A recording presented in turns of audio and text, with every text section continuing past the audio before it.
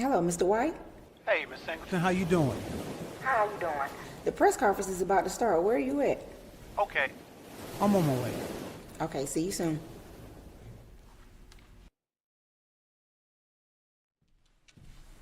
Good morning, everyone, and welcome to today's press conference. Mr. White is en route, and I'll be happy to take any questions that you may have. Madam Secretary, is it true that Mr. White supports DLM? Well, dope lyrics do matter. Madam Secretary, is Chris White the future of rap music?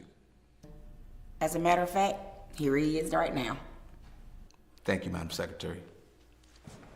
Good evening, everyone. All right, I'd like to welcome you all to my press conference today. Thank you, Madam Secretary, for holding it down. I see we have a lot of representation from the press. Do I have any questions? Thank you, Mr. White. My question is, our world is in such a state of confusion. How are your dope lyrics going to bring clarity and healing? You know what? Let me say it like this. Okay. Check, check, 1, 2.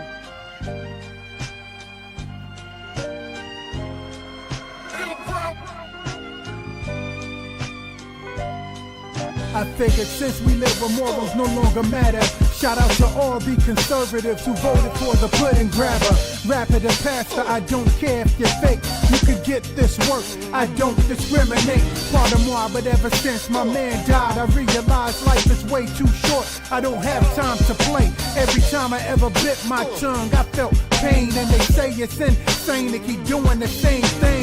So I'ma let it hang and let the chips fall. Forget y'all feelings when y'all ain't never done nothing to feed my children. Refuse to lift a finger when they see me building. Now they wanna kick their feet up in my man cave. Chillin', leaning all on the sofa with a drink on the coaster, inching closer cause they keep seeing my name on the poster, posing like their own team when they wouldn't even stream and share my music with their friends. When I was trying to get exposure, asking, hey, when can I come over, get in the studio?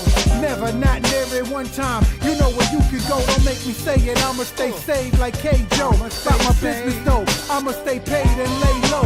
With a bag of chips, I dip in crypto. I blow the whistle on violators, I earn my stripes. I'm the official, I can wipe my hind part with the game like a tissue, but I have nothing to prove. So really, it's not an issue. Steps are ordered on the mission, God told me to come and get you. So rest in peace, Carolina Black dude, I miss you. And I'ma drop your name every now and then just to keep your legacy alive. Make sure they never forget you. So much promise and potential. To me, you were instrumental. Saturated in my vision like an oil that's essential in this. Readers and leaders call me Mr. Fundamental Tim Duncan. But instead of buckets, I be dropping wisdom I gain. Spending time in his presence with the scriptures on the canvas of your mind. I'm great to paint a picture so vivid. Each line's like 1,000 words. I'm so ahead of my time that I sound absurd. While some were hunting rhyming words, nouns and verbs, I was being humiliated, learning how to serve. Practice, I hold the title of a trill MC. Now we can both wear the belt, but to what degree? My penmanship was found in the depths of the sea. There are levels I don't think you wanna go this deep.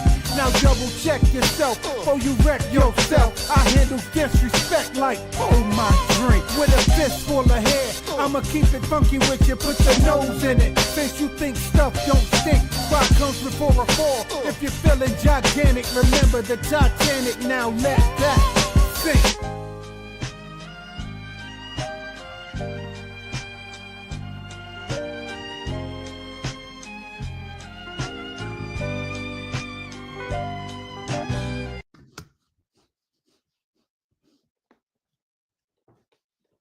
Yes, yes, y'all. And we are back and live. Welcome again. You're tuned in to Introducing with Chris White. And tonight, I'm going to be interviewing a good friend of mine, very special guest. This guy wears many hats. Probably the only person I know that wears more hats than me. And I probably need a hat today because I ain't got my hair cut fresh and I'm woofy and all that stuff, but that's all right. It be like that sometimes. And we're gonna ride with it. But yo, I hope y'all tuning in live on Facebook and YouTube. Y'all can see me. If y'all can't comment on Facebook or wherever you're streaming from, make sure that you subscribe to my YouTube channel. You can either scan the QR code there in the right hand corner with your phone and tap in that way, or you can subscribe by going to YouTube and type in at Y Records. I got a goal to reach 500. We're at 200 and some right now. That 200 and some going to turn into 200 and something thousand pretty soon. We walk by faith and not by sight. So y'all stop playing and go on and make it do what it do. So speaking of making it do what it do, I want to introduce y'all to my man, D-Ray. D-Ray is a DJ. He's a producer. He's an entrepreneur. He's a family man. He's a businessman. Most importantly, he's a man of God. He's a man of faith. And whenever we get together, we always cut up and have a good time. So I expect nothing less tonight. So without further ado, y'all put your virtual hands together. My man, D-Ray. Hey, man, what's going? You know what? Put your Cash App up, because that introduction requires some kind of financial backing. Hey, that's what I'm talking about, man. Hey, I'm gonna put it up there later tonight, man. But yeah. I usually hold up. Matter of fact, I don't know what happened to my my joint. I usually keep it up there. It's hashtag intro with Chris White. So I don't know why that thing ain't showing like it's supposed to. Hey, man. Hey. All right, look here. We got who's this? Quay Smith saying how we doing this evening? We doing great. We doing great. Now that you're here, we appreciate you tuning in. Hold on, I can't do that. I gotta bring that comment up on the show. There it is. What's good?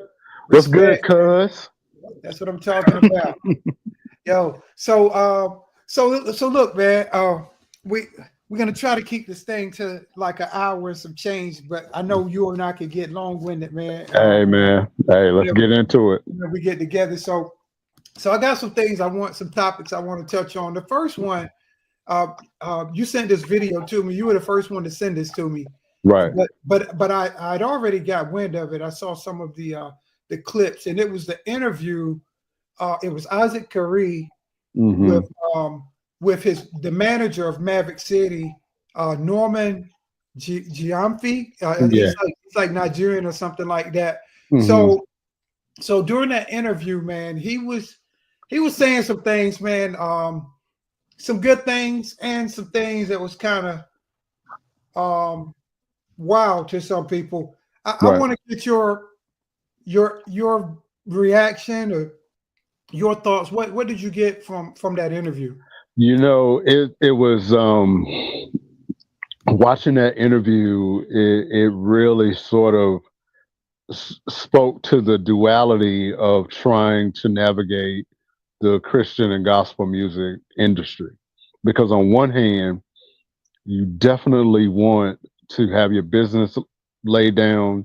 You definitely want your business to thrive. You want your revenue to come. You want to be able to go where you want to go, do what you want to do. Yet there needs to be the other thing that should be attached to that kind of music: the compassion, the ministry, the people skills, the praying, the meditation, and all of that was absolutely absent from that video.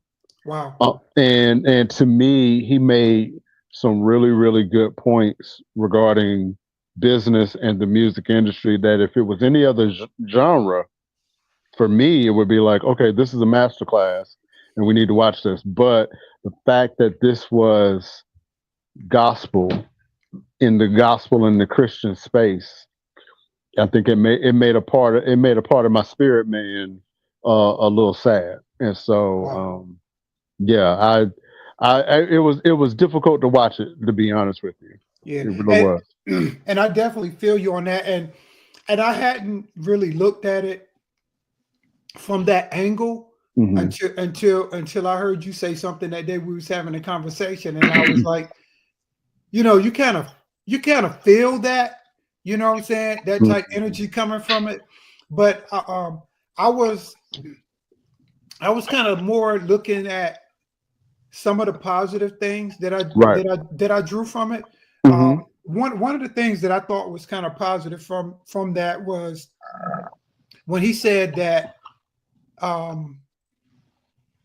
how did he say it? He said that that singers need to make songs, or these Christian artists, gospel artists need to make songs that are more singable. Absolutely. You know what I'm saying? Like it's Mhm. like people don't want to. I can't speak for all people unless I'm people, and I am people tonight. Right.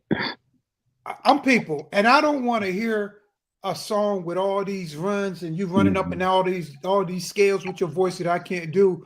Mhm. When I'm riding in the car, I want to sing along with songs that I can actually sing. And Right. so I did think that part of what he said was kind of dope. But at the same time, it's like I feel what you're saying, because it's like you couldn't really feel any kind of connection with God with what he was saying. Right. And it was one particular part of the interview where he was talking about the Marvin Sapp song "Never Would Have Made It," which Yeah. is basically a staple Hmm. in gospel music. And he basically came to me. He sounded very arrogant, very elitist when he said, I didn't grow up poor. I didn't grow up in the hood. I didn't. My dad was this. My mom was that. So that song hits different. That song don't do nothing for me.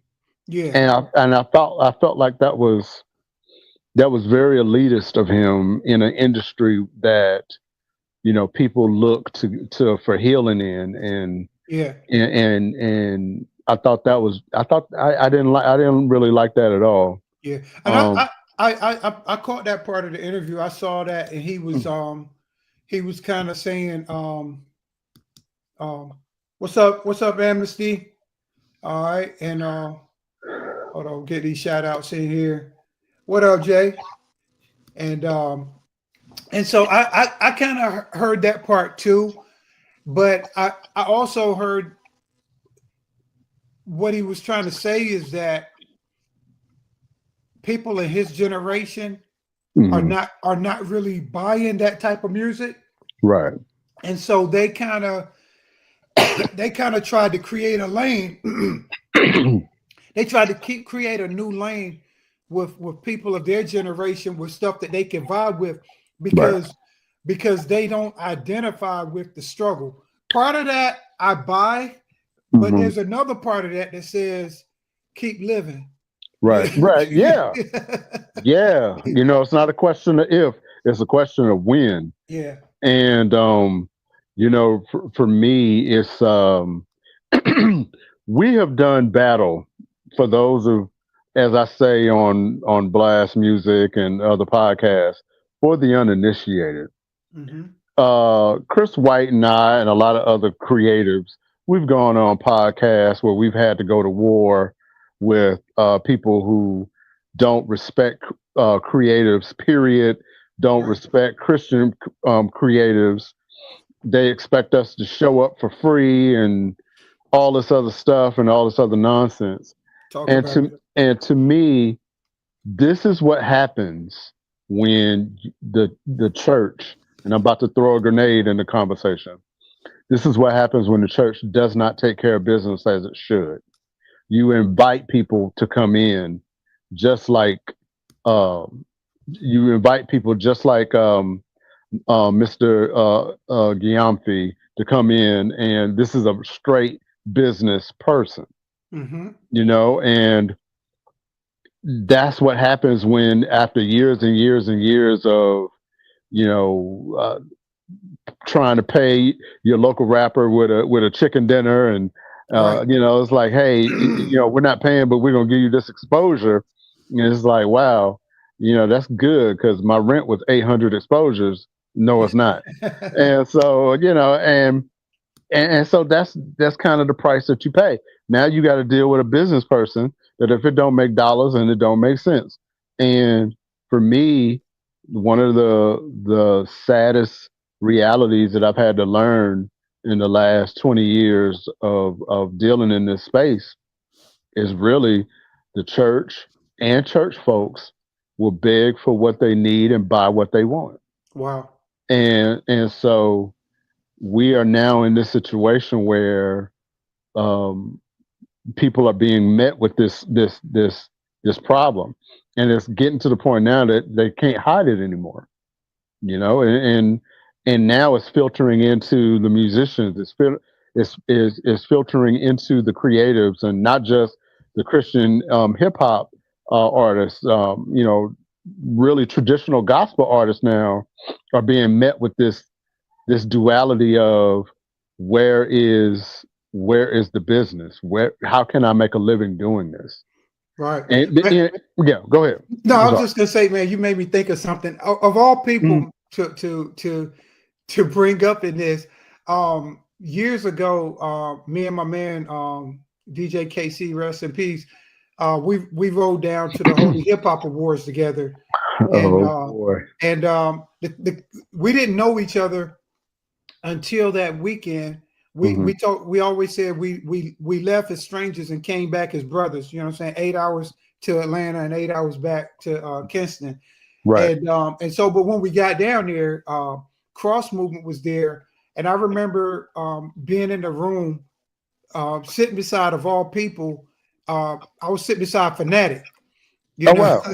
Yeah. And so I'm asking, Wow. right. So I remember I was asking, I was like, yo, man, I'm just trying to be, just straight up, man. Like, cause I thought Cross Movement was killing it. And I was like, yo, man, I was like, man, how do y'all make money off of this? and dude responded to me. He was like, I don't know.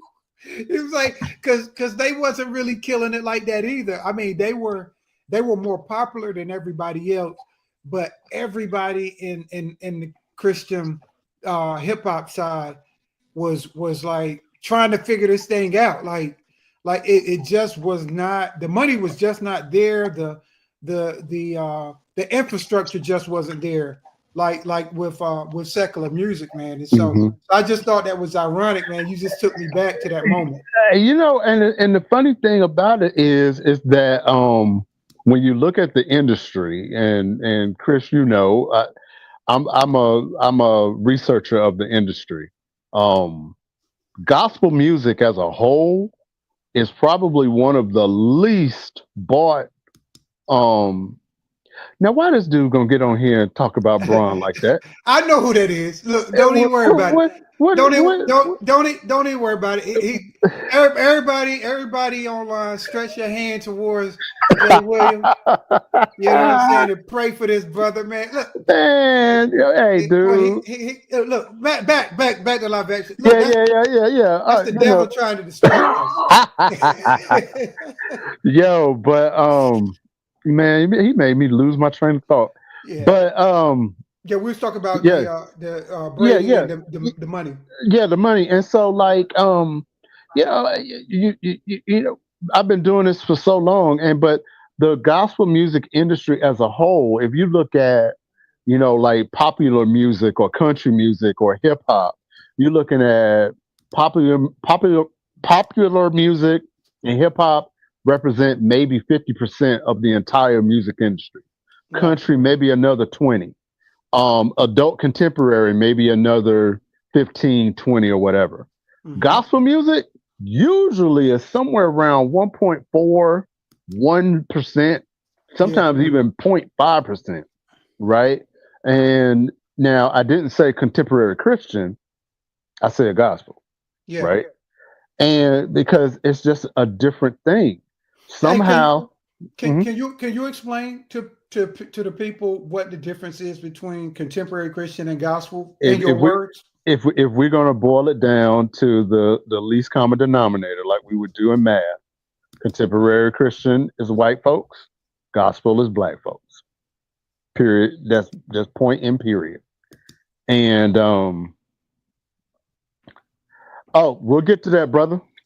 Um, but yeah, and so if you're looking at that, and so there's not a lot of money that gets changed officially from music sales or streaming or whatever.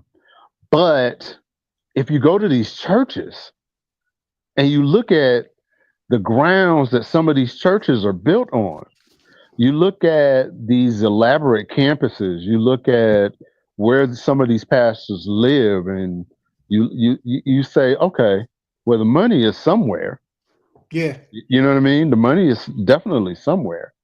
But so like cross movement, I actually remember seeing cross movement. That would have been back in 2002 yeah. in Charlotte, North Carolina. It was at a Church of God in Christ church in Charlotte, Hmm. and I remember the show, and it was like standing room only, right? I don't remember if we paid to get in or if they took up an offering, but I do also remember that they were selling CDs there, and I don't recall a lot of those CDs being sold. Yeah.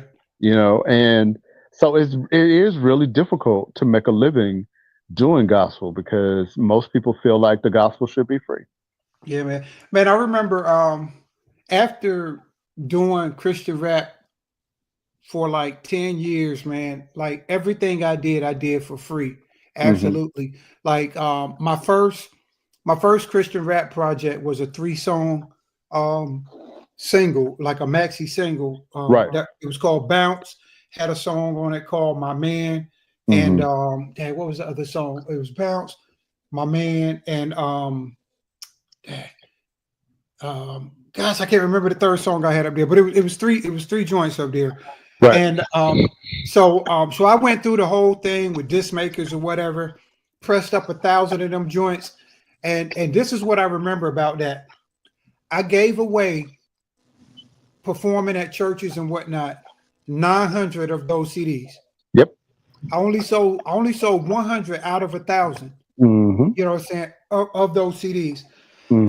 And then fast forward, I did other projects, and I did Pick It Up. Matter of fact, let's pick it up. I did Pick It Up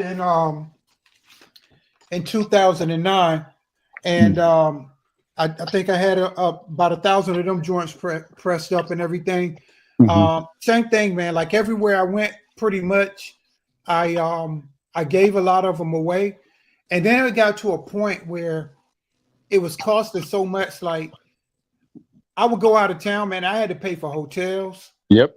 I had to put my dogs in the kennel. Yep. You know what Yeah. I'm saying? And Yep. if the performance is on the weekend, if I put my dogs in the kennel, they got to stay the whole weekend. I got to pick them Right. up Monday. So Right. I got 3 days of kennel fees. Hmm. If I bring my children with me, I got to feed them. And they ain't studying here in Daddy Rap, so I got to have some entertainment or something planned for the weekend. So every time I go on a trip, it's costing me, right?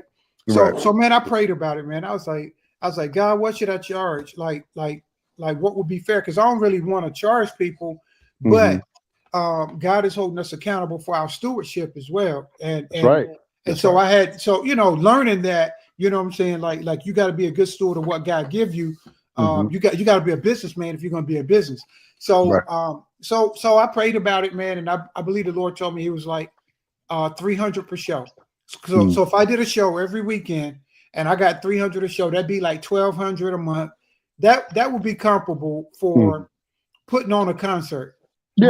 Mind you, I don't open up for, before I got saved, I don't open up for Jay-Z, Right. Rakim, you know what I'm saying, Raekwon from Wu-Tang Clan, Right. some big names, and I done been places where the speakers were to the ceiling, and the artist wouldn't even come unless you was talking 10K or better, you know. Absolutely. So Yeah. So it's just crazy, man, how in the church they wanted everything for free. And I'm like, yo, why don't y'all get that we out here trying to save people? We supposed to Right. be on the same mission. But look, I ain't Right. even mean for the conversation to go this No, way, no, man. no, no. You good. You good. Because We done took it here. but here's the thing though, and you're right. And a lot of times it is the local artists that normally have to figure it out. Yeah. Because I've known churches, and I'm not gonna name anybody, and I'm not gonna name names, Don't be scared. but no, just out of respect. I know, man. I'm Um, messing with yeah, you. yeah. But I have known churches that will not pay a local artist to come in and to perform and to minister, but will then turn around and spend upwards to $30,000, $40,000 for a secular artist to come in for someone on staff's birthday, Yeah. right? And not blink an eye. Right. Or you're trying to say, hey, I'm trying to do a show that we got all of these young Christian hip hop artists, and we want to do like a youth thing or whatever. And they're like, okay, but we ain't gonna sponsor it. We ain't gonna do this. We'll let you put the entire thing. Wow. But Kurt Franklin come in. Oh, we're gonna get a second mortgage for that. Right. That's crazy. And so that has been the paradox for a very, very long time, which Man. probably will go and lead into when you start talking about Lecrae, Mhm. because what happens when the well is dry where you are? You got to go where the water is at. Yeah, And no doubt. sometimes that water is somewhere. Sometimes it's outside of the church. Yeah, absolutely, man. Man, and look, you taking me back, man, to the Holy Hip Hop Awards again. Mhm. Because also that same weekend when I met Cross Movement for the first time, I also met a guy by the name of, I don't know if you had the pleasure of meeting this gentleman, DJ Lace. I think I've heard of him. Yeah, I don't think I've DJ. met him. I believe DJ Lace's government name was Lawrence Stroman, but Mhm. Lace was a pioneer with the Holy Hip Hop community. Mhm. He was real big with DJ Eddie Velez, and then when they had the Holy Hip Hop show and Right. all this stuff, and Mhm. I actually was on a couple of DJ Lace's mixtapes, and Mhm. because he was one of the biggest Christian rap mixtape makers, you know what I'm saying, Right. at the time. So Lace was crazy respected, man. Rest in peace to DJ Lace. But this is one thing that Lace told me at the conference, because we had these breakout sessions where we're trying to figure out how to best practices and whatnot. Mhm. So Lace told me this. He said that every artist is like a space shuttle, and you got to have a launch pad. Facts. You know what I'm saying? You got to have a All launch pad. facts. And the thing is, your launch pad is your hometown. Your launch pad is supposed to be your home church. And the crazy thing is, the thing that's supposed to be the launch pad, you know what I'm saying, they don't want to help you blast off. You know what though? And shout out to Blast. But You know what I mean? Oh, no doubt. That was a good plug right there. yeah. But the real talk is, and 20, 30 years ago, that was absolutely the case. Yeah. But with the entrance of the internet Mhm. and how the internet changed independent music, your launch pad now can be wherever your tribe hears you. No doubt. Perfect example. My wife, who is a singer, my wife's name is Meek. We did her first single called Seasons Change, and I think that was in 2012-ish, Okay. somewhere around in there. We had more sales and streams in the UK and in Europe than we did in our own hometown. That's a blessing. And while it is a blessing, it is something that you have to kind of side eye and go, what's going on here? You know what I mean? Now, without the internet, we'd have never got that. Yeah. If without worldwide distribution, we would have never got that. Yeah. And but but he is definitely correct, and you have to have a launch pad. And I'm gonna tell you also, it always takes. If you remember the space shuttle, for you youngins out there that don't remember it, the space shuttle had a giant gas can that was necessary for it to get out of orbit. That means it takes a lot of resources to blast off and to get put in orbit. Now, once you're in orbit, you don't need that much because you're in orbit.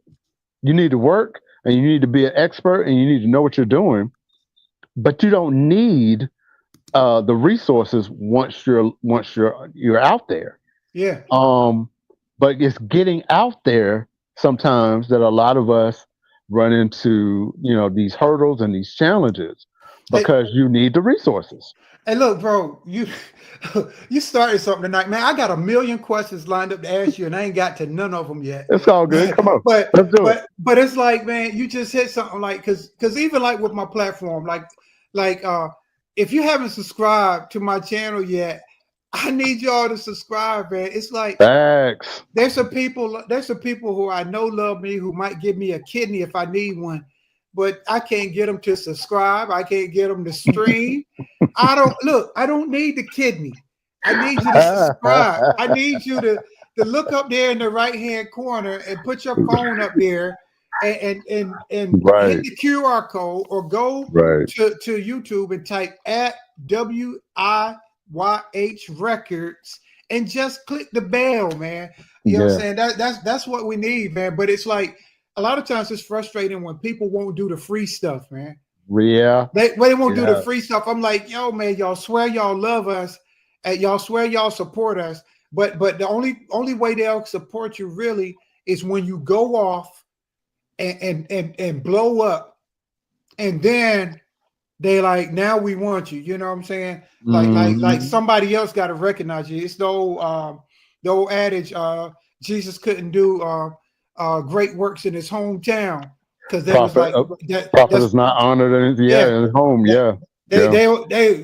Some people be like, oh, that's Jesus. You know what I'm saying? The King of Kings, the Lord of Lords, and the Son of God, and they be like, that's Joseph's boy.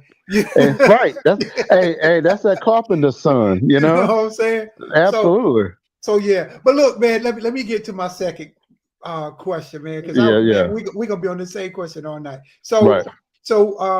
Also, another interview that I saw, and I think you might have seen this too. Mally Music and Jay Williams did an interview, and they was talking about there need to be less gatekeepers. And when the guys asked them, like, well, who are the gatekeepers? They was like, well, we don't want to say. And they was like, nah, like drop names or whatever.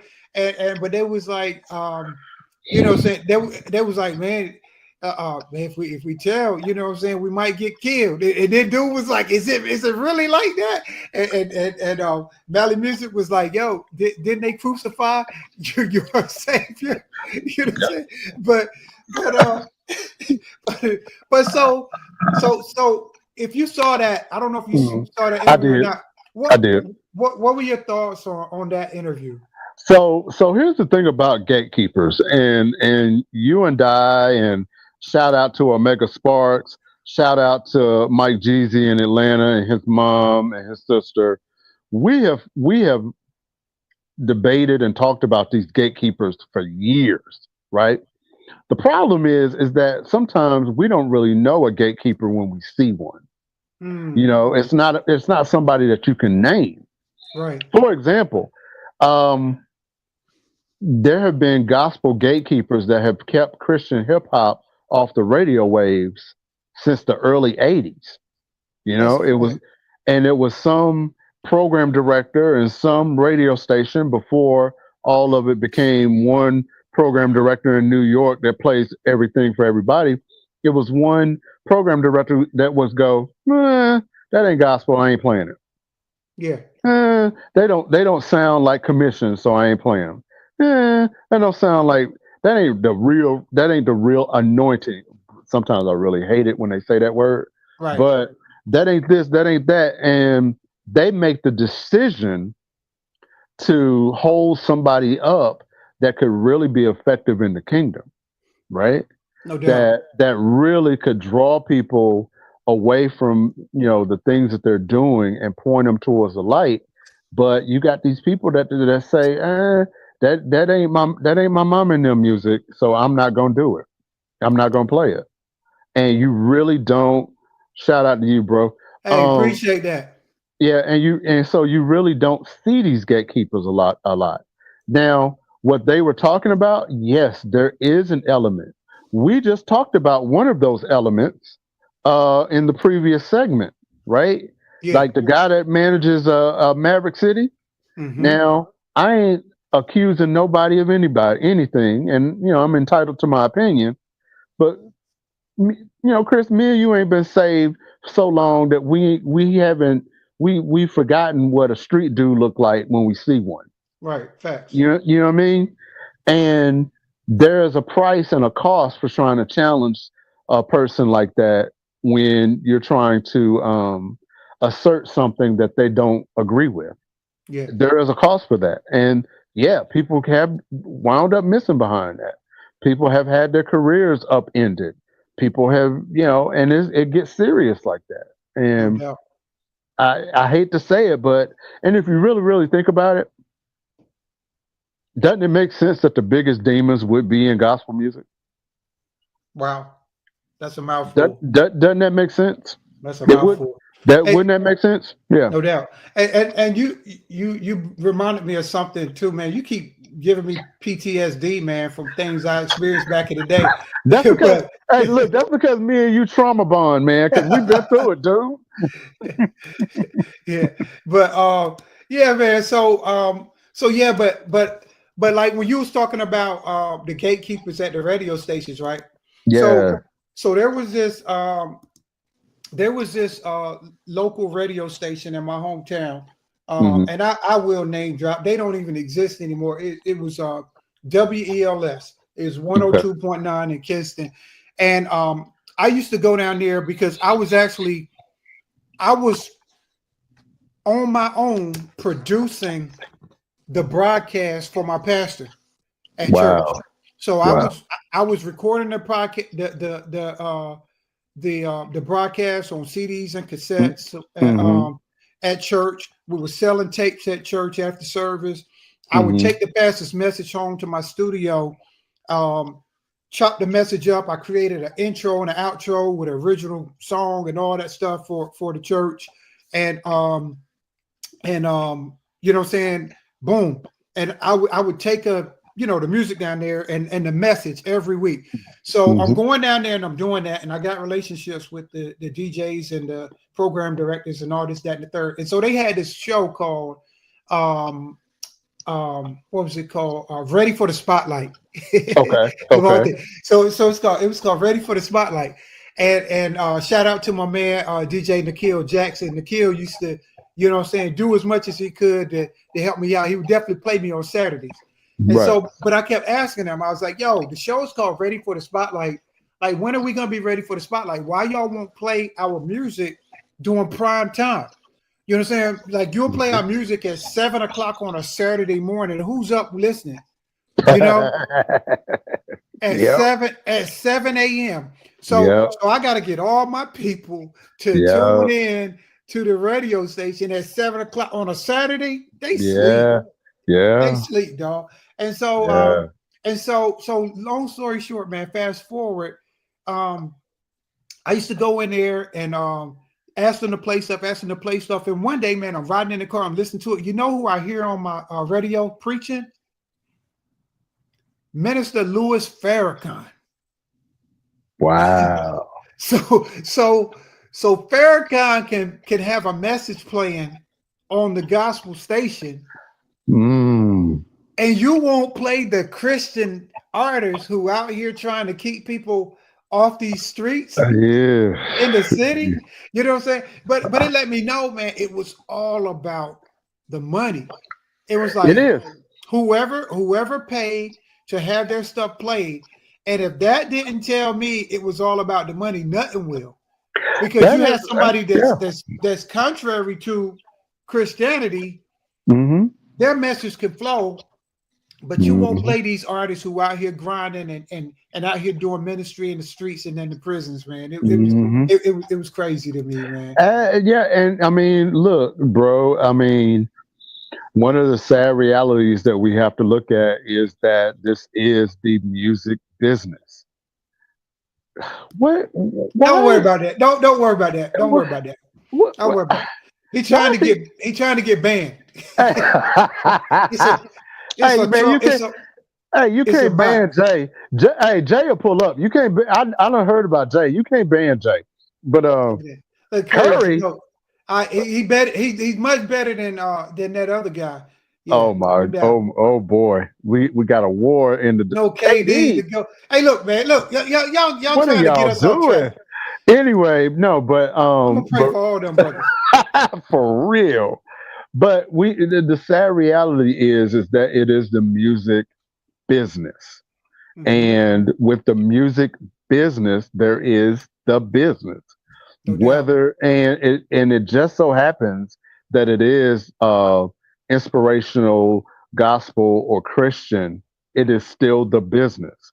No And doubt. so that boils down to the actual economic golden rule. He who has the goal rules. No doubt. And so and you know, but at the same time, for those of us who know how to hustle and we know how to pivot, challenges like that, you know, if you are really on your game, you start developing workarounds that, like, okay, if I can't go to this radio station right here, let me go up here and and create a relationship with this college radio station. No doubt. College radio played me in the daytime. Matter of fact, the first song that I did with my wife in 2008, 2009 is still in rotation at North Carolina A&T State University. Dope. And so the idea is you have to figure it out. The problem is though, is that with a lot of artists who don't have that, whatever it is in you, you let that one challenge discourage you, and then the next thing you know is, you know, let me go find something else to do. And man, me and you, the era that we come from, we had to grind, man. Like we had to create press kits and three song demos and you had to keep the cassette on you at all times because you didn't know, you never knew who you were going to meet. And be ready to perform at the drop of a hat. At the drop of a hat. Let me see what you can do. Let me do. Yeah, absolutely. And had to get out of town. You had to, like I had to go to New York and Atlanta and places, bigger cities, because the only thing people was recognizing was New York, Atlanta, and LA. That's you know, right. and so prior to the internet, but these guys that's got the internet and can't get no motion going, who really like supposed to be about it. I don't get it, man. I don't get it. Like where's that drive, man? Where's that hunger? Because we had to get it out the mud for real. You know what? I tell artists that I consult all the time, this industry is the jungle, and you got to learn how to hunt. You know what I mean? And if you don't know how to hunt, you're not going to eat. I can't work with an artist that's not working as fast as I am or as hard as I am. I can't do it because it's not going to work. Because at that point, I'm not consulting for you. What you really want is a staff, and quite frankly, you can't afford me to be your staff. And so, I don't get it. But this is a new era and a new age. And getting back to radio, you said that radio station is no longer in business. Well, that's probably a reason why, because if you always are going after the big thing, if you're always going after the controversial subject or whatever, and you're missing the local artist that could possibly save your radio station and save your advertising dollars. I mean, now you got artists that bypass radio altogether. Yeah. You know, you got artists now that, you know, they look at their analytics and they go, you know, I got 20,000 people that follow me and 18,000 of them listen to me on Pandora. Well, then why do I need radio then? Why Yeah. instead of me spending $5,000 on a radio promotion, I could spend $500 on a boosted post on social media and reach more people that's going to listen to me on Pandora. Yeah, You man. know? And it took me a minute, like to like I'm aware, like I'm technically sound and all that stuff, hmm but by the time the internet and people started popping online, hmm bro, I was about burnt out, or like not burnt out, but I was like to a point to where I had grown way past trying to be performing all the time. Yeah. Like Yeah. like I'm a family man. You know what I'm saying? hmm Excuse me. But it's like when we were younger and we was grinding like that, if we had the internet, it would have been something, because me being from Kinston, man, there was only 25 excuse me. There was only 25,000 people in the city. Right. I go to New York on the summer, I got 100,000 people on my block. Right. But but with the internet, it's like it's wide open, man. That's fact. It's wide open, man. And people, artists that's trying to be about it, hmm you know what I'm saying? Y'all got to get it, man, because hmm they're gonna come a time, because technology and stuff change so fast, to where the internet is gonna be outdated. Like it's gonna be some new thing to where you used to could get money here, but you can't get it. You gotta move with the cloud and know how to get it when you can get it. I just saw an innovation that I think is going to be revolutionary if it can really catch on. And it's being introduced by Chance the Rapper, that Okay. he has a CD that he's selling. But the CD is special in that when you take your phone and you tap the CD, it streams on your phone. Wow. And so now here it is. Now you have amen. Now you have a tangible item that you can sell to people and still get the streaming dollars as well, because it's going to stream. So it's innovations like that okay, well, where's radio? Radio might not be in it, Mhm. And like you said, you have to have the ability to pivot. And there have been time and time again of stories of companies and entities that are no longer around because they did not pivot. No You doubt, know, man. You got to move with the cloud, man, for real. you got to go with it. You got to go where the water's at. All right. So I can get these questions in. I'm gonna move on to It's the cool. next thing on my list. Cool. We talked about Mally Music and Jay Williams and the Mm-hmm. Gatekeepers. The next thing I want to ask you about is I saw this video with Lecrae. Lecrae was responding to the backlash after announcing a collab with T.I. and Killer Mike on his new album. Mm-hmm. Did you happen to catch that clip? Yeah, I did. Okay, what are your thoughts?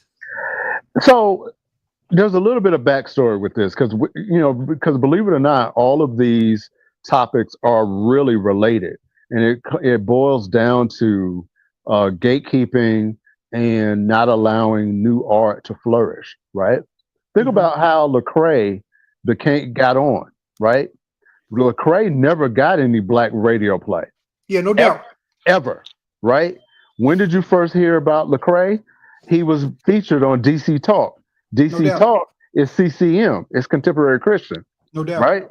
And so to the idea of Lecrae having to answer to black audiences is kind of ludicrous in and of itself. That's right? a fact. That's number one.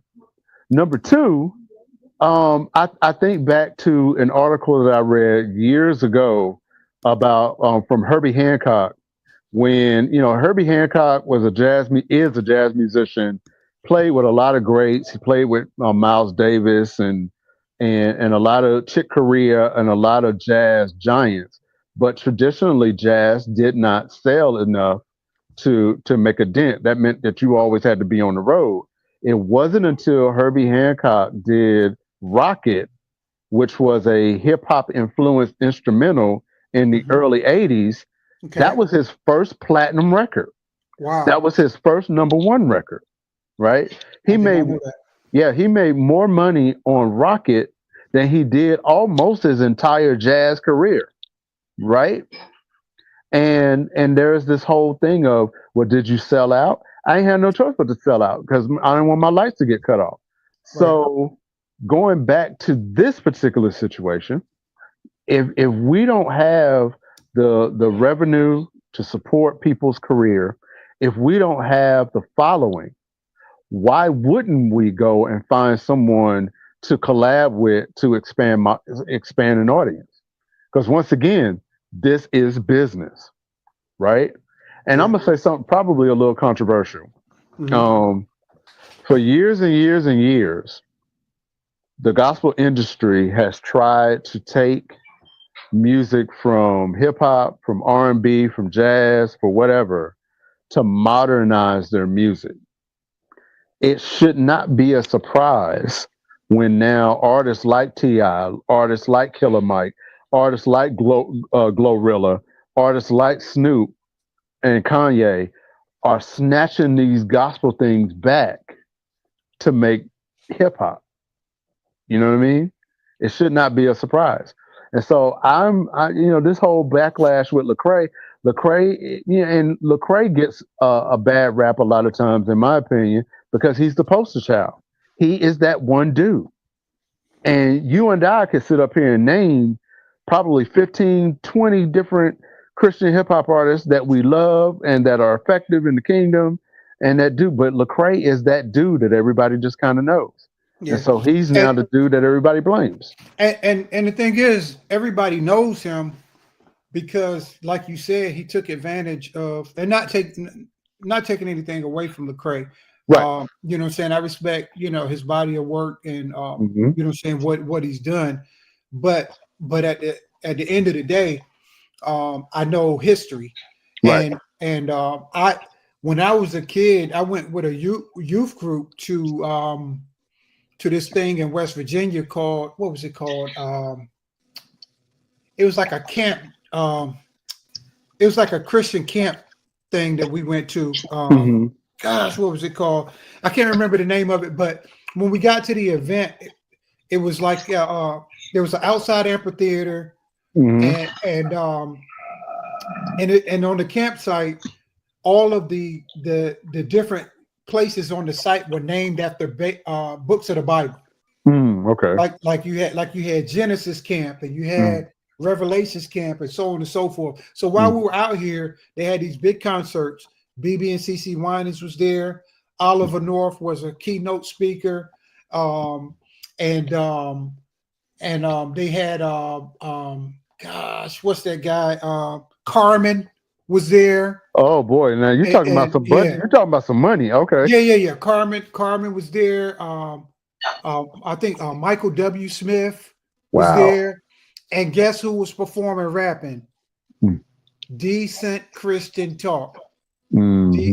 Talk. So when I was a kid, I seen DC Talk, and I knew they were on that platform there. So DC Talk already had this platform with this large base of conservative Christians who had big churches and mega money and mega platforms. So when Lecrae came on, it wasn't that his stuff was so dope. It was that he plugged into someone who had a platform who could get him in front of stadiums. Absolutely. Full of people. And so there's a difference in, you know what I'm saying? We got to know the difference in skill level when it comes to hip hop. There's a difference in talent and giftedness. And then there's a business side to where a lot of times when an artist has the machine behind them, they'll try to downplay someone who don't have that. Right. I'd never try to compare a industry plant like a Drake to a black to a Black Thought. Right, You absolutely. know what I mean? Like it's Black Thought is in a whole nother stratosphere. Right. But if you listen to some of these young people who don't know anything about the culture, about the business and how things work behind the scenes, you know what I'm saying? They'd be like, well, look at how many he sold, and look at how many albums he sold, and everything is not all about album sales when it comes to hip hop and real hip hop. Facts. So yeah, but anyway, those are my thoughts on that. Another thing that I saw that you had spoke on was you had posted on your Facebook about this John Tillery guy. He announced that he was walking away from the gospel industry, or the gospel music industry. Man, I don't even know really who John Tillery is. I looked up and I saw he had won or was nominated for some Stellar Awards and stuff like that. But I'm not familiar with his music, and honestly, I'm not familiar with a lot of gospel music because I'm a hip hop head. But what was it about that story that kind of moved you or got your attention? Well, and while I'm not necessarily all that familiar with his work as well, it is the compellingness of his story when he said, "It is with a heavy heart that I'm gonna have to walk away from the gospel industry." He didn't say he was walking away from music. He said he was walking away from the gospel industry. And some of the things is like, he's talking about the manipulation, the manipulators that are in the industry. He talks about the people that will, and this is one of his post quotes. He said, "You see, people will take your music, your gift, your heart, and mishandle it. They'll lie with a smile, manipulate with scripture, and hide behind kingdom work while doing nothing but kingdom damage. Wow. They'll ask for your support, but never show up for yours. They'll pocket your money. They'll pocket your money, make empty promises, then ghost you like you never mattered." Right? Wow. And I'm so sorry. Those of us that have been in these trenches for a long time, we can relate. No doubt. And we can relate to that. And it's like all you want to do, especially when the music is in you, all you want to do is produce this music and get it out there and just stay creative. No doubt. Going through this other stuff, it was not what we asked for, right? And so you get to a point that it's just like, I don't even want to call myself a gospel anything anymore, because it has such a negative stigma. I saw there was an article. I don't know if you've seen this yet, but somebody was interviewing Fred Hammond, and he was talking about the state of gospel, and he was like, the scripture says we're supposed to worship the Lord in spirit and in truth, right?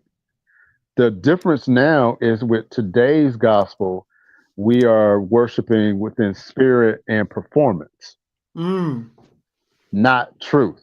Yeah. Because performance is where you have to do all those runs. The performance is when you have to, do something crazy or do something very, very churchy. But it's not every day that, like, the music that you write, the music that we've written, where we talk about, hey, I may or may not know how to pay my bills today. I may or may not know how to deal with this depression or whatever. That's truth, right? Yeah. Where is that? Where is that in gospel? And it's not there. But so you have the performance that people are now starting to see through, and then now you have these musicians that can't really live the lie anymore. Right.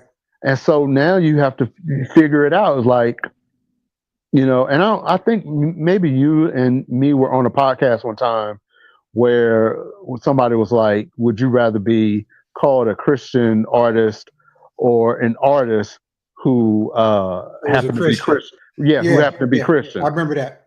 And people always say, well, you're ashamed of this or you're ashamed of that. No, it's not that at all. It is that there are elements out there that have made a mockery of being a gospel artist. Yeah. You know? And then too, it's like as an artist and as a business person, you have to ask the question, you know what I'm saying? Does it help or hinder? Or is it a bit, what is the benefit of labeling yourself a certain thing? Right. You know what I'm saying? Because and then it's like if people who are, I'm not trying to be critical of the church or anything like that, but what I'm saying is, if people who are in the church don't support you, right, financially, they don't stream your music, they don't buy your music, they don't come to your shows, they don't do any of those things. It's like what gives them the audacity or the right or the equity to feel like they got a stake in saying how you should do a thing? Right. You know what I mean? Like it's like you don't do anything, you don't contribute in any way, not even with encouragement or words. Right.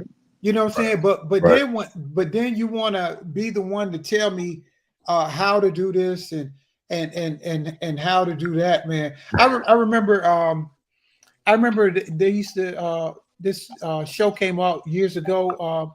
Now you into cartoons and superheroes and all that. Absolutely. You know what I'm saying? You look like a comic book head. I am.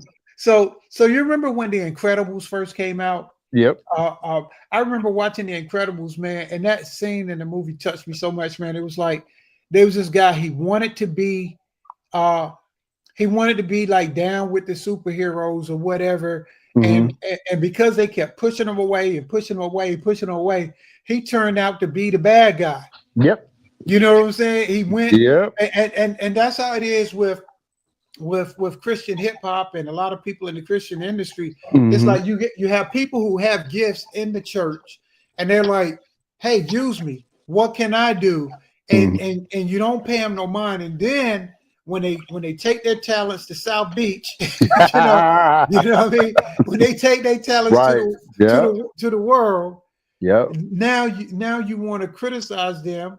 You know what I'm saying? Because you should be doing this and for the Lord and so on and so forth. But it's like, when you had an opportunity, you know what I'm saying, to use me, you didn't. And that leads me to another story that came up recently, man. This right here, I don't know if you caught this. Old girl made a video, Leandra Johnson. Oh Lord. I was gonna pull the video up, but she was cussing so hard in the video, I couldn't really do it. But Leandra Johnson, I don't even know where this came from. Maybe you know more about the backstory. I don't.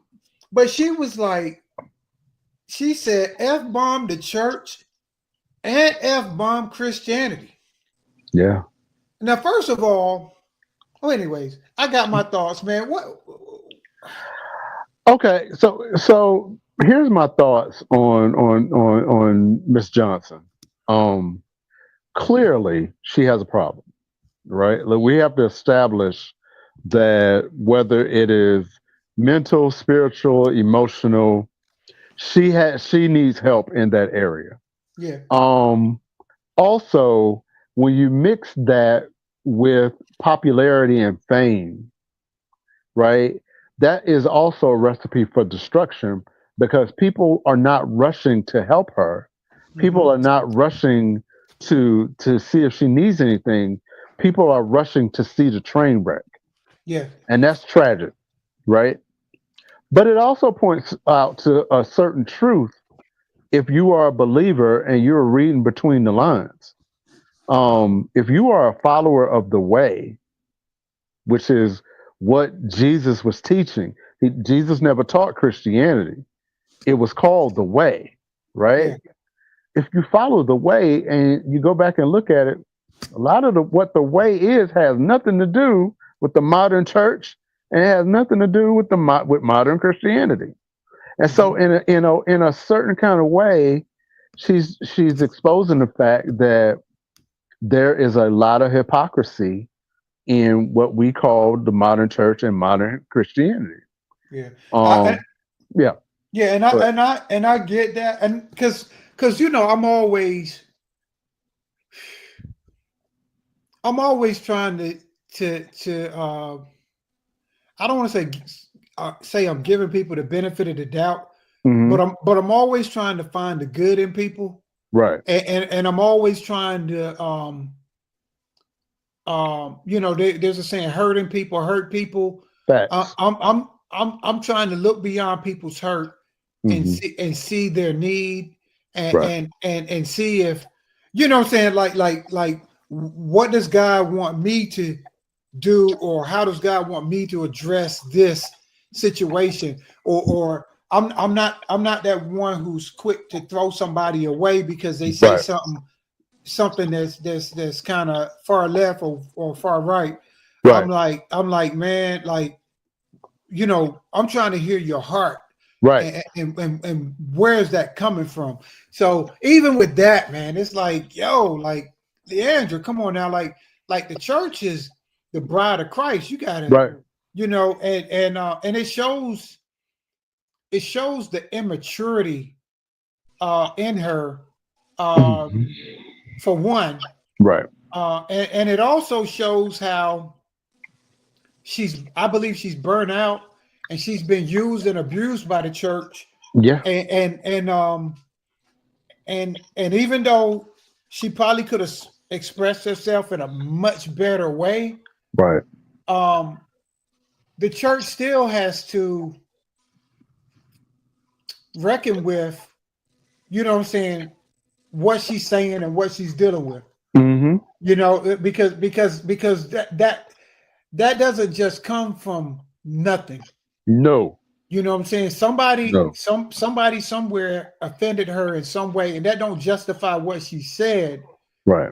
But at the same time, sometimes we can look at the person who's hurting and how they lash out, but we're not dealing with the root of the problem, which caused that hurt.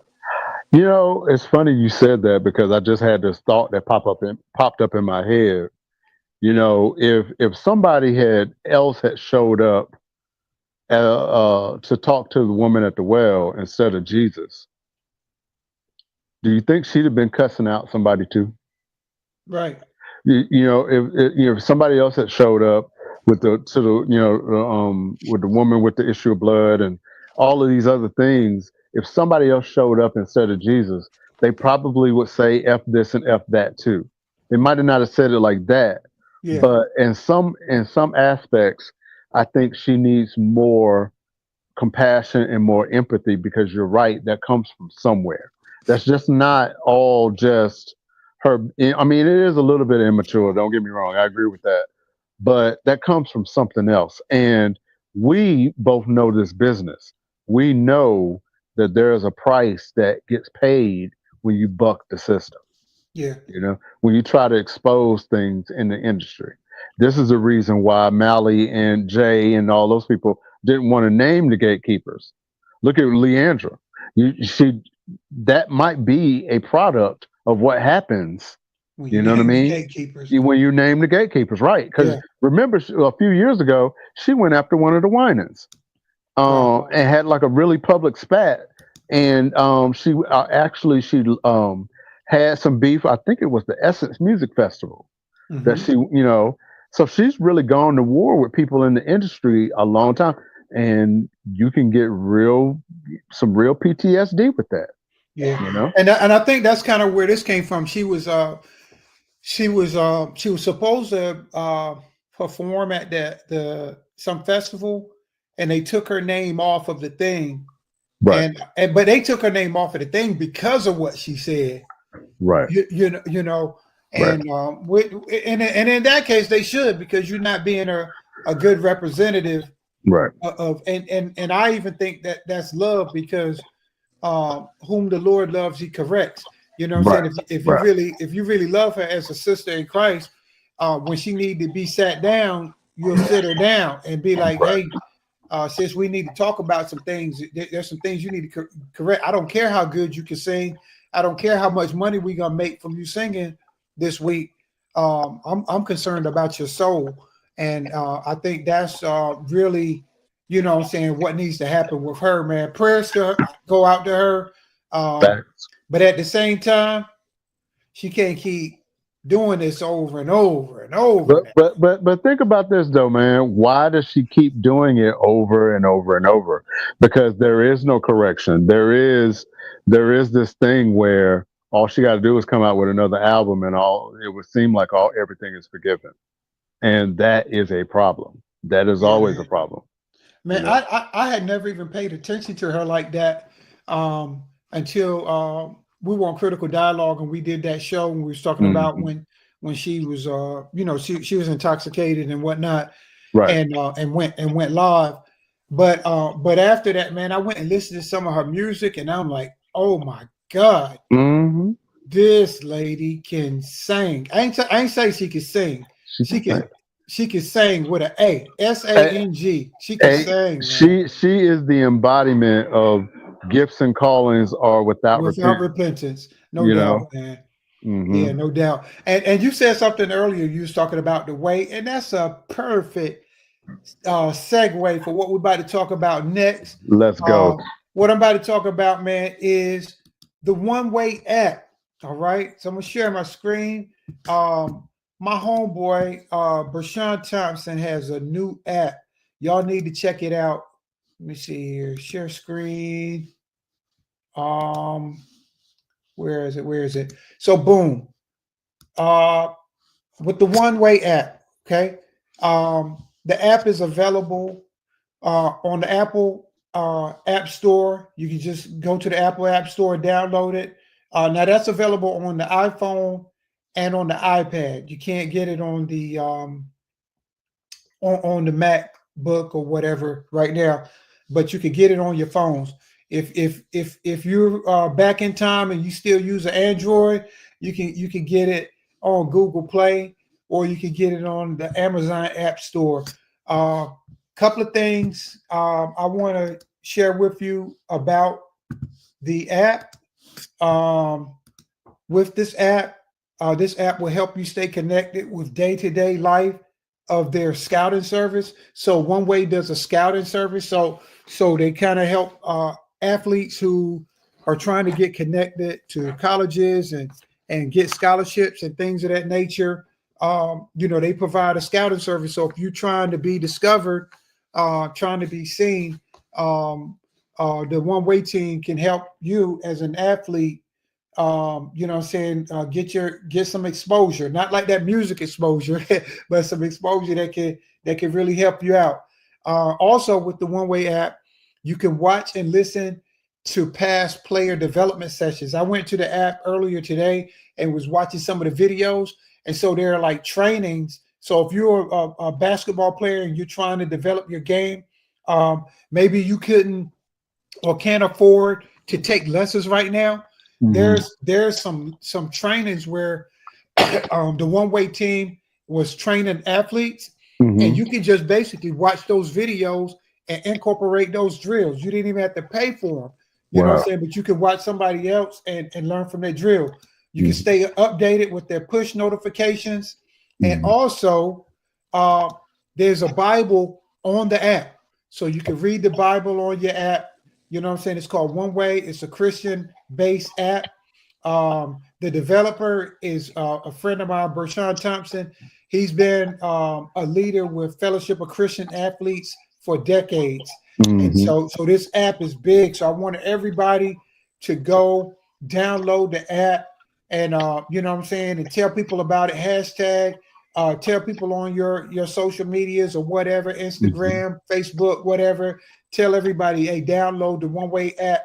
It is absolutely free. You can also view the One Way calendar event, so you can see things they have coming up, trainings, teachings, podcasts, concerts. Plug in with the One Way app. He didn't pay me to do this. I'm doing this because that's my homie. Y'all need to tap in. Man, that's solid, man. That's hey. Once again, Chris, You're looking out for people, man. That's solid. Hey man, you're gonna reap what you sow, man. You can't Fact. ask people to support you and you don't ever support anybody, man. That's That, right. that That's that's right. real talk. That's real talk. So Yeah. listen, man, we done talked about a lot of things, man. Now I want to jump into a couple of more serious topics. Uh-oh. All right. The first thing I want to jump into is man, these Epstein files, man. Bro. These Epstein files. Bro. Yo, so I D-Ray. Okay, so for the uninitiated, Epstein was, from what he's being described as one of the worst sex traffickers in modern United States history, right? Did a lot of debaucherous things, and unfortunately, a lot of celebrities, a lot of ministers, a lot of pastors, a lot of athletes, a lot of politicians have at one time or another rubbed elbows with Epstein. And and I have to point out to people, it's like, back in the early, I think it was early 2000s, when R. Kelly and Jay-Z did that Fiesta track. And you go and look at the music video, that music video was shot on Epstein's Island, Wow. right? Yeah. So you have these files, and in these files, he kept very detailed records of his guests, who they were with, and what they would do, right? There are some people who have allegedly said that, he has videotapes, he has surveillance, and he did that to basically keep some of these people in check, right? And there are some who say that, that he did not commit suicide, as they're saying, while he was locked up, that he was silenced because of these files, right? And so one of the reasons that I feel like our current sitting president is very hesitant about getting behind these files is because he is intertwined with these files and has been intertwined with this man since the 80s. So he was a sicko, and everybody involved with it will fall. God always gets the last word. That is a fact. And so, like we were talking earlier today, man, and I was like, what happens when you have a tumor that's attached itself to a blood vessel? If you try to take that tumor out and it's already attached, you might bleed to death because you might have to take that vessel as well. Well, that to me is why our current sitting president can't divorce himself from these files. And so rather than just release the files and try to redact his involvement, he's just not going to show the files at all. Yeah, man, that's crazy. And one of the things that troubles me, man, is when they talk about the lady who was in partnership. What's her name? Giselle, just something Maxwell, I think. Maxwell, yeah. when they even sound like they're considering a pardon for her, that just disgusts me, man, because I'm like, there's nothing she can tell. There's no evidence that she can provide. There's nothing good that she can do that would warrant letting her out of jail. Right. Especially when you have all of these victims, and when you talk about thousands. Yeah. You know, you talk about at least 1,000. They're talking about victims that are still alive and have to deal with the trauma and everything that comes with the abuse that they had to endure. And now they potentially have to see someone who helped orchestrate all of these atrocities potentially be set free Hmm. by the president of these United States. Hmm. You know, like man, there's nothing she can say. There's no kind of testimony she can provide. Hmm. Nothing that should be, you know, that should give anybody pause or there be any consideration of her being set free. Right. I just can't go for that. Mm-mm. You know, so And I think because the principal person that would have all the information is no longer with us, right? right. And so she was second in command. Hmm. So naturally, she probably is in a position that she can make a deal because of what she knows. Yeah. And while, but I also agree with your point. There is no justice in that. There is no justice in letting someone who may have sex trafficked kids and flew them out of the country for debauchery purposes and whatever. There's no justice in letting her out. No You doubt. know, and And so yeah, speaking of pardons, man, Sean Diddy Combs' attorney is saying they reached out to Donald Trump regarding a presidential pardon. That Yep. was earlier today. I saw that today. Yeah. I seen that. What are your thoughts on Diddy and his team asking for a pardon? So our sitting president is actually engaging in open corruption in everybody's face, right? And this is how it works. Just like it worked for Todd and Julie Chrisley of the reality show, this is how they got out. Somebody went and bought one of his digital bitcoins and paid millions for it. And once they contribute, he gives a pardon, right?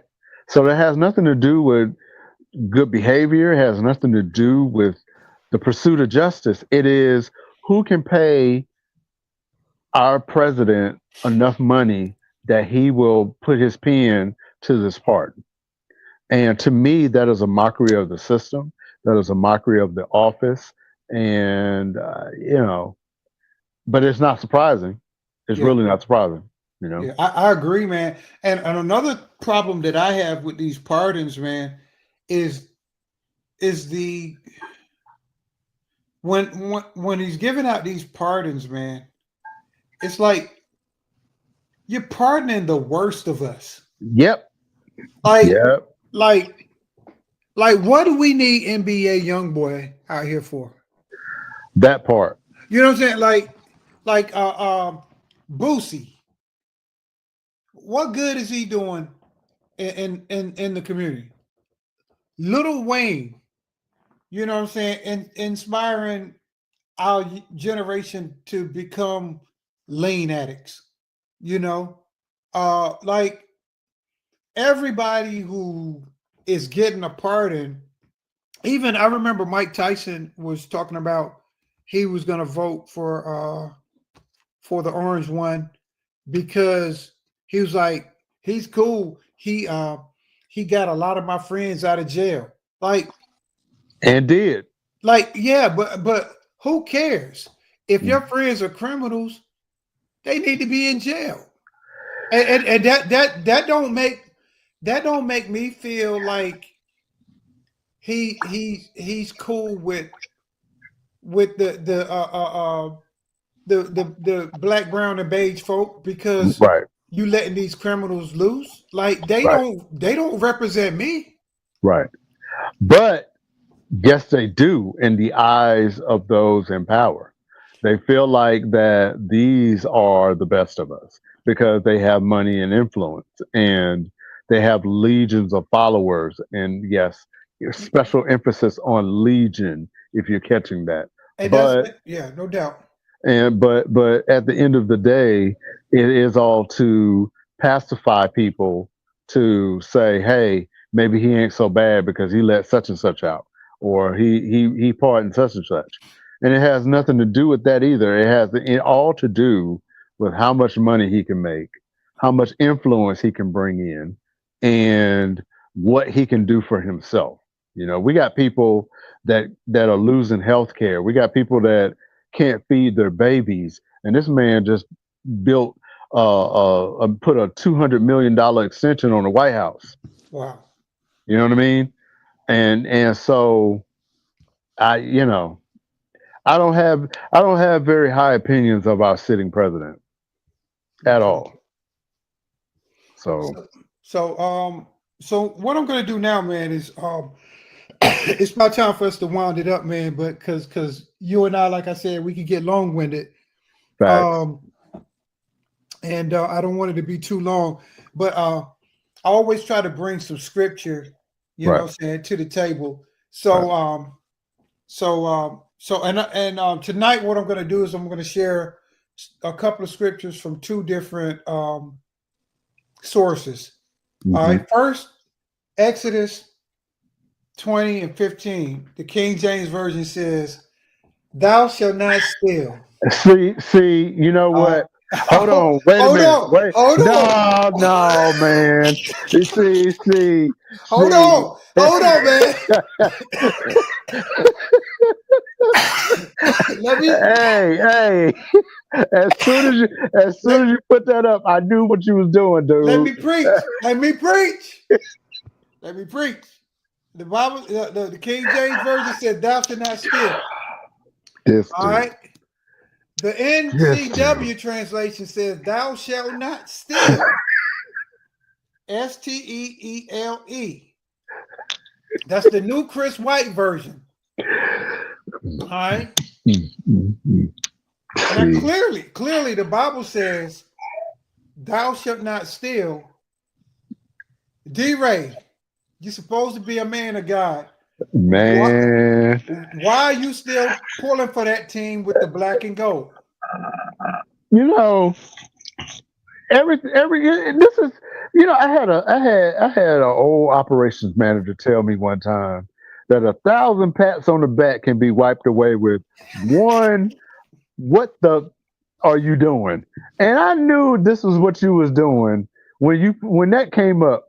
And so all I'm gonna say is, somewhere in that same section it says, "Thou shalt not have any idols," like that right there. Come on. Yeah. Thou shalt not make any false images or any idols. And you disillusioned Cowboy fans are just, hey, it is what it is. Hey, man. Hey, and you say we might be waiting for our quarterback to get hurt, but y'all waiting on y'all owner to die. So Come that's on, that. man. Hey, man. Come on, that's man. that. Come on. That is Look, that. You look, about as bad as these LeBron fans in the comments, man. Oh, they bad now. No, don't put me on that level. Don't put me on that level. Don't put me on that level.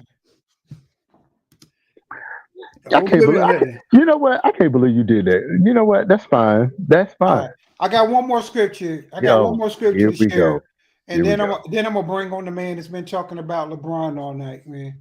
All right. So Matthew 20 and 16 says, "So the last shall be first, and the first shall be last. For many be called, but chosen a few." That's the scriptures, right? That's the Bible, right? Look, you don't even want to answer. Yeah, because I know where you're going with this, but okay. Yeah, I'm gonna walk right on into it. Yeah, come on. All right, that's what the Bible says, right? All right, Yeah. now let's see what the new Chris White translation says. This is our year. The last should be first. The first should be last. It's the Cowboys' year. Yeah, it's the Cowboys' year to go to the draft yet again. Because at the end of the day, we all know that winter always comes. It's just like the Game of Thrones. Winter always comes for the Cowboys, right? This particular year, You can blame El Nino. You can blame El Nina, or you can blame La Jerry Jones. Whatever you want to blame, winter is coming early this year. Come And on, so, hey man, winter's coming early. So enjoy preseason while you can, because this is gonna get wrapped up in right around September or October. We ain't gonna have to wait to January this year or December. Christmas is gonna come early. Y'all gonna be up out of there. When we win that Super Bowl, man, remember I got this recorded. I'm gonna play it back for you. I hope on everything. I hope on everything that I can grab this clip before you delete it. Are you crazy? Oh, you wild. Look, Jaden. Hey, man. Yeah. Help me out, man. He frying me over here, man. He killing my Dallas Cowboys, man. Hey, hold on. Before we get into that, you can't even talk about the Cowboys because you done talk about South Beach. You throwing shots at Brian. Like, what's up, man? What do you mean, what's up? What's What up? do you mean, what's up? Wait. First of all, we're talking about 4-time champion. We talking about the GOAT, number 6. Like, what?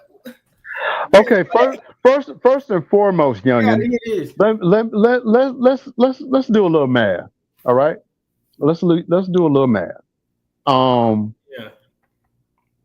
If I'm 6-0 in the finals, Had a young on that. how many percent is that? 100%?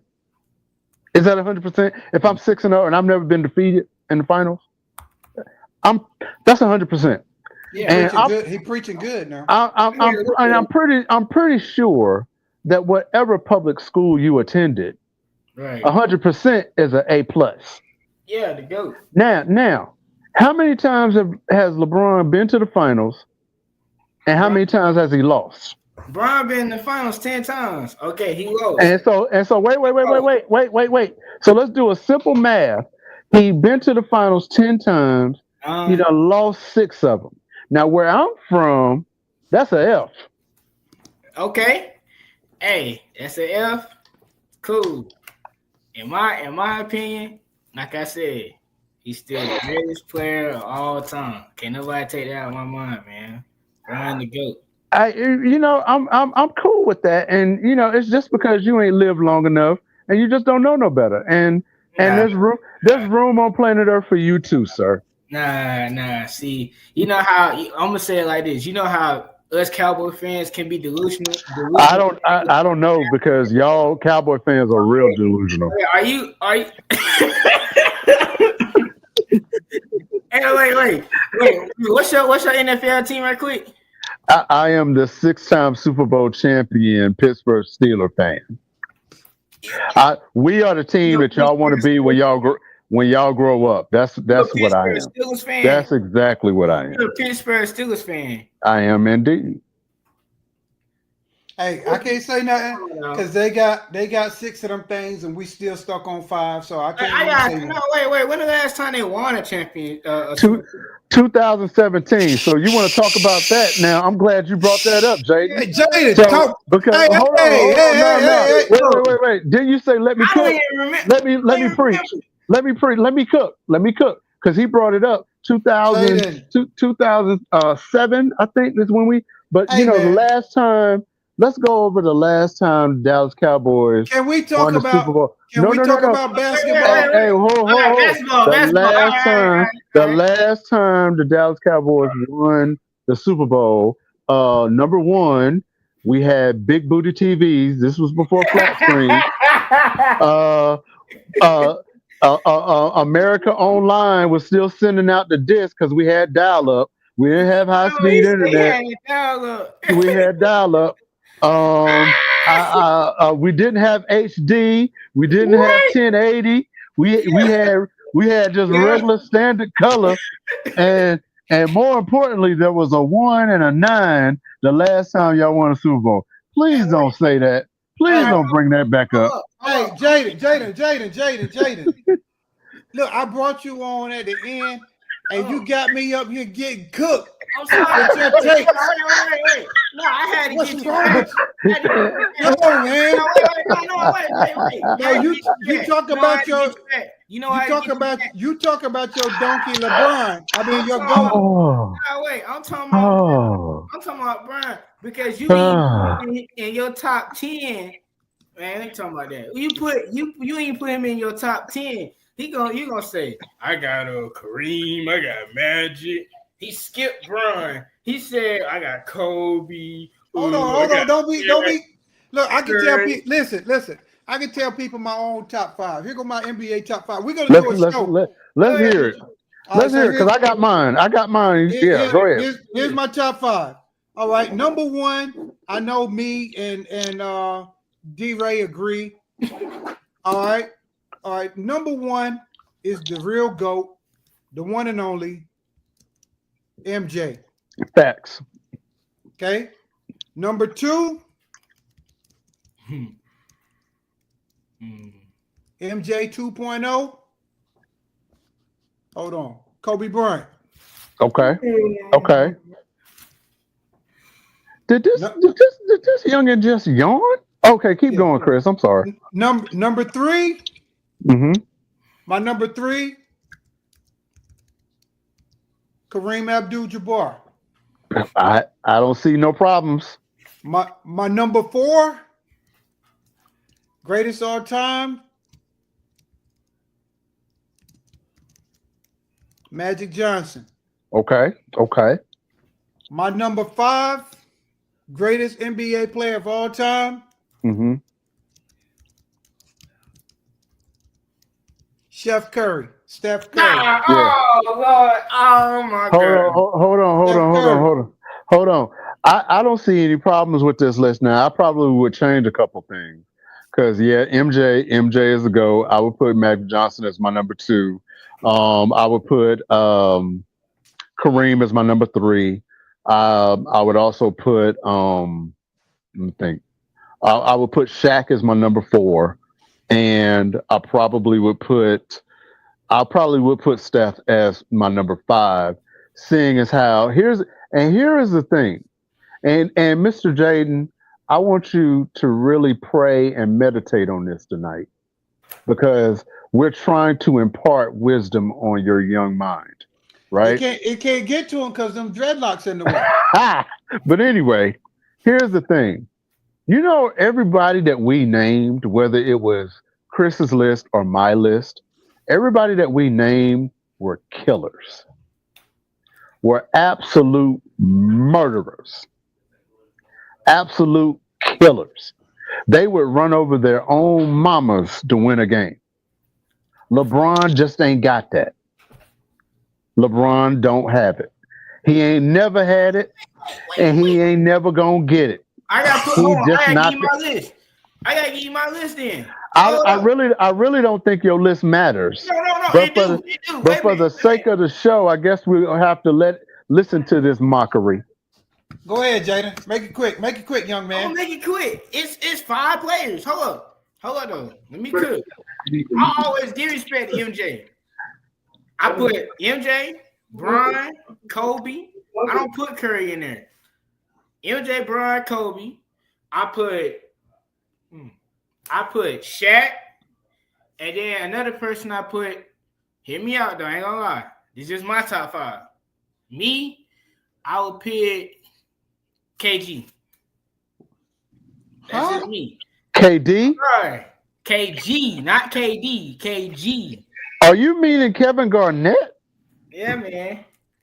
Yeah. I can't. Hey. You taking your glasses off. I'm trying to find mine. I took my glasses off to make sure I heard it right. Jaden. Wait. Hold up. You can't lie. Hold up. I'm be honest. First of all, I gave respect to MJ. I gave respect to no, I don't want to put KG. I put Curry at 5. I gave respect to MJ. I gave respect to Kobe. I gave respect to Bron. Like, hey, real talk. I would put Allen Iverson over LeBron. You out of your mind. Hey, first of all, ain't nobody talking to you. No. That's my son. Hey, what he say? That's look, my son. Hey, that's my son, and he just turned 13 today. So He 2 or 3 of them No, little what he hairs say? done popped up on his chest. Happy But birthday, you but what stay he out of say? this. What he say? He said Hey, I was listen. out of my mind. Hey, listen, what we're gonna have to do is we're gonna have to come back and do a show where we talk about our top 10 NBA players, and we'll bring these young bucks up here and let them embarrass themselves. They should, because they apparently they ain't done their homework. Did this man he's exactly what he said. Man, you out your mind. Come on Look, before we go, Jaden, let me tell you why now. guys like me and Chris and us, let me tell you why we like LeBron, but we ain't necessarily thinking he's the GOAT. I'm gonna tell you why. There was a guy that was in the 80s that basically outplayed Jordan in college. And he was the LeBron before LeBron. His name was Len Bias. So if you go on YouTube and look up Len Bias was the same body type, the same size, and the difference between Len Bias and LeBron, Len Bias was a killer. He had an outside shot and he had an inside shot, right? LeBron can do anything he puts his mind to. Except win championships. Anyway, that is why we are not that impressed on the East Coast, because we've kind of seen it. We've kind of seen it before. Look, man. Wait, what? Oh, Look. We got these delusional young men. So we're gonna have to get off here, and I'm done for the night. Everybody, you know what I'm saying? I got some homework for everybody watching. 2 things. Number 1, subscribe to the channel. If you haven't already, subscribe. You can use the QR code up in the corner, or you can just go to YouTube and type in @Y Records. Some of you have subscribed while the show was going on. I appreciate you. Love y'all. Watch the replays, watch the shorts and all that stuff, man. We'll be back here next week with another show. I got some stuff pending. I'm waiting for some people to hit me back to confirm if they're going to be available. But thank you all. Jaden, we even appreciate you for coming on. Hey, man, is that tonight. a homemade jersey? Did you make that in arts and crafts? No, man. No. Did you make that in daycare? No, Hey, man, leave that man alone. I don't think that's an official. I don't think that's official. Come on now. I don't think that's an NBA issue. But I'm gonna mute my mic before. Hey, Mr. Smith, the next show is gonna be next Wednesday night. We go live every Wednesday night from 8:30 until usually it's like 8:30 to 9:30 or 10. But look, man, y'all have a blessed night. Till next time. Hey, shout out to the missus. Hey, look. I'm no Republican, Democrat, or Independent. Yeah. I'm on the Lord's side, period. Facts. End of sentence. And MJ is the GOAT. Facts. Yeah, bye. Hey, y'all stay put for a second. All right, got you.